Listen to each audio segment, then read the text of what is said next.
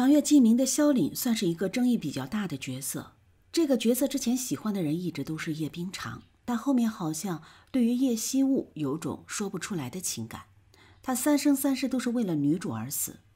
或许从梦中出来的那一刻，他已经对叶惜雾有一种不一样的情感。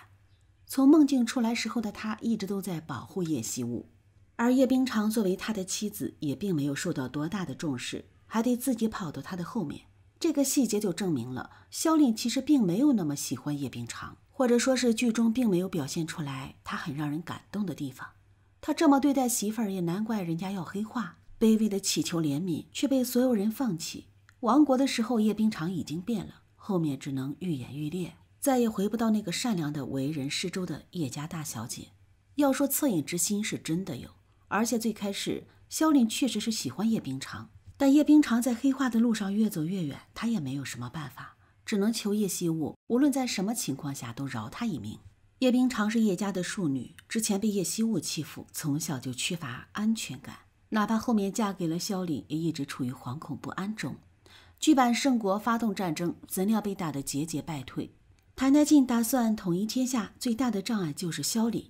原著里萧凛倒下后，澹台烬要求送叶冰裳入宫，剧版这里更改了。眼看萧凛也无法挽回战败的局势，叶冰裳选择了背叛他，投奔澹台烬。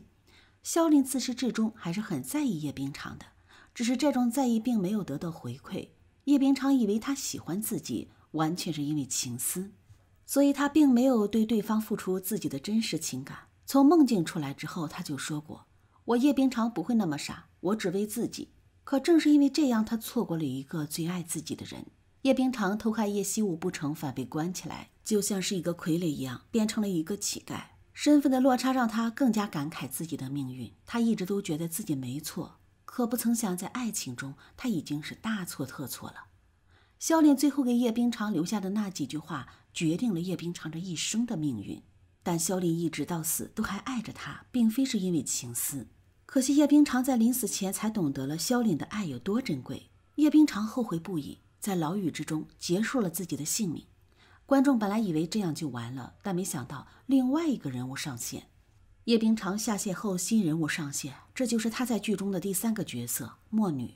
这角色一身魔女的装扮，应该是魔神的手下，手中一张剧照当中是跟四英在一起的，摘下面具的一刻实在是美极了。她们2个是姐妹的关系。电视剧里原创了角色魔女叶冰裳，她原神在凡间历劫的最后一世。叶冰裳死后，魔女也苏醒，还拥有她的记忆。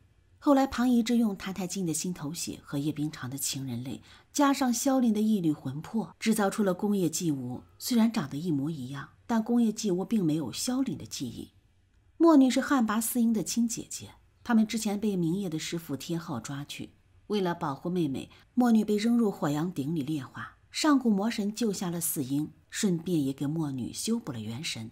魔神把魔女的躯体化为红伞，常伴在妹妹身边，元神则需要去人间历劫补全。14级神魔大战的时候，从四英红伞里出来一位戴面具的女子，那就是她姐姐魔女的身体。魔女和四英2个人的姐妹情在剧里也很感人。历劫完毕后，魔女当了太久的人，不习惯待在冰冷的荒渊，于是选择去人间居住。四英为了报答魔神的恩情，一直想要澹台烬入魔。至于姐姐的选择，她自然是选择无条件支持。魔女见到宫叶季无后，把她当成了萧凛的替身，想要尽可能的弥补她，可以说是无条件对宫叶季无好。后来对方也爱上了她。魔女把萧凛的事情告诉给了宫叶季无，2个人有一段很甜蜜的时光。在大结局的时候，萧凛为了对抗澹台烬入魔，还吸取了一些同门的力量。魔女本来是看破一切，但眼见宫叶季无不要命一样，还是选择挡在了她面前。最后魔女为爱人而死，只留下了一朵茶米花陪着宫叶季无。看着入魔癫狂的宫叶季无，澹台烬吸走了他身体魔气，让他恢复了正常。澹台烬牺牲自己让统悲道消失，死在统悲道里的人和妖都苏醒了，但为宫叶季无而死的魔女却再也回不来了。